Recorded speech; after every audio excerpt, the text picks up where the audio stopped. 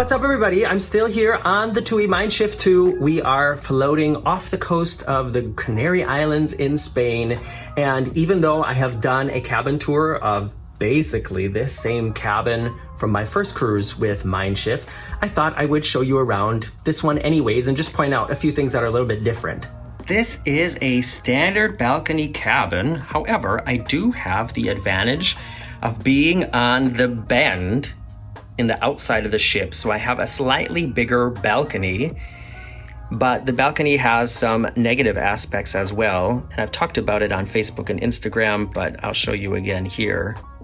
So that part, like that, all this is actually sort of extra because normally the balconies are only as wide as that white divider there, but because this is like going to the outside of the ship. I'll show you what I mean, hold on.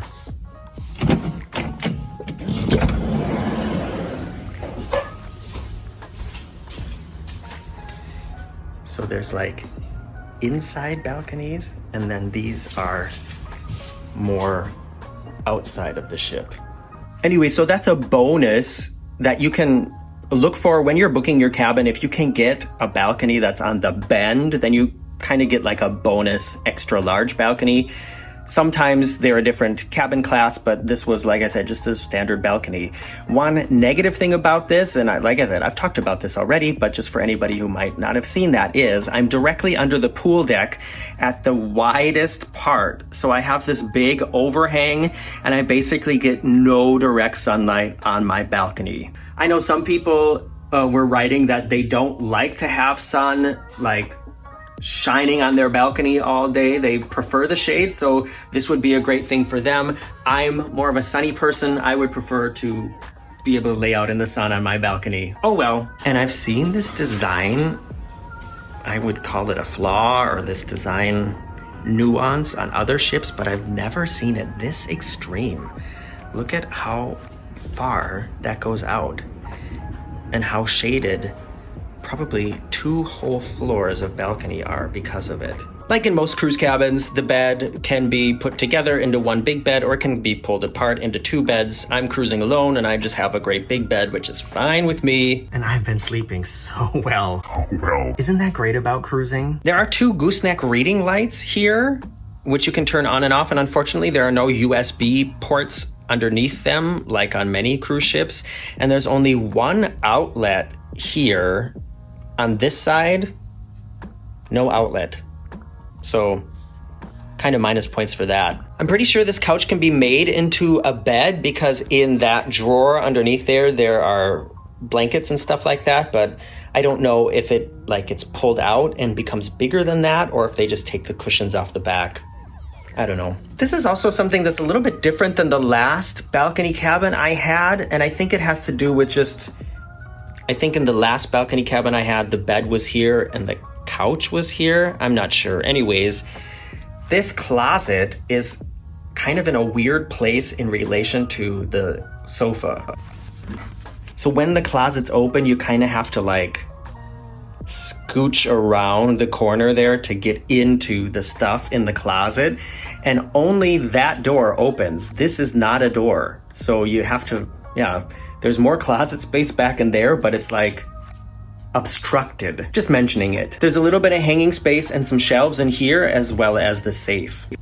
Oh, my robe fell down. Like I said, there's the safe, and then there's also these baskets for shoes, which I use for dirty clothes, actually. Here is the desk and working space, and 2 or 3 things I want to point out that I think are pretty special. One of them, a fresh flower in the cabin. Isn't that nice? That's a real flower. The next one, a very fancy Nespresso-like machine. It's not from Nespresso, but it's the same concept. And you get 2 free capsules every day. And if you want more, they cost €1. And you can just bring your own, I guess, if you want. So the third thing is something really special, and that is, here you can see this is a carafe for water. There's free drinking water on the ship. The fountains are by the elevators, and the cruise line provides energy crystals to put into the carafe Then, when you fill up the carafe with water and it mixes with the crystals, you get crystal energy water. It's something I've never seen on any other cruise ship. I've never seen this sort of technique anywhere. They don't dissolve. They're rocks. It's rocks that you put in here, and then something about them is supposed to mix with the water and give you energy, I guess. Another thing that I guess is, worth mentioning is these are real glasses, and this is real, what do you call this again? Ceramic?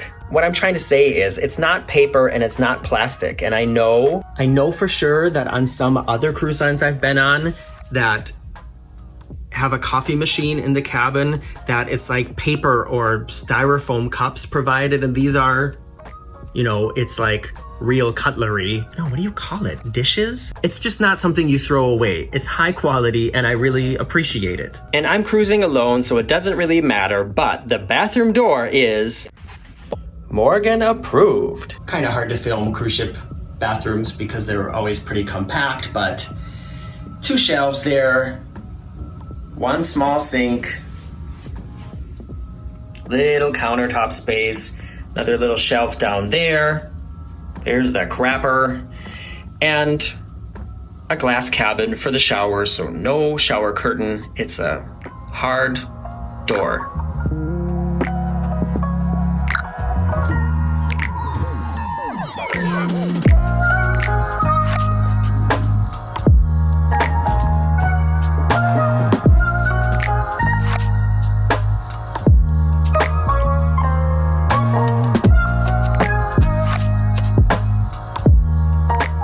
And there you go, pretty similar to the first balcony cabin I had when I cruised with this ship about a half a year ago up to Sweden, and quality is good. There's nothing that seems cheap or worn out. I'm very, very satisfied. Now, if I just had a little bit more sun. Oh well, you can't have everything, and I'm just grateful to be cruising right now. I'm gonna wrap it up because I have to get down to the daily temperature check. It's almost noon and you have to do it by noon, and I just haven't gotten around to it yet, and I don't want to get the nasty letter, so I'm gonna skedaddle down there and let them check my temperature. And no, it's not done rectally. There's at least 5 people right now that are disappointed that they don't get to write that in the comments. I'm Morgan from the Very Unofficial Travel Guides. See you soon. I found a menu hack and made nacho French fries.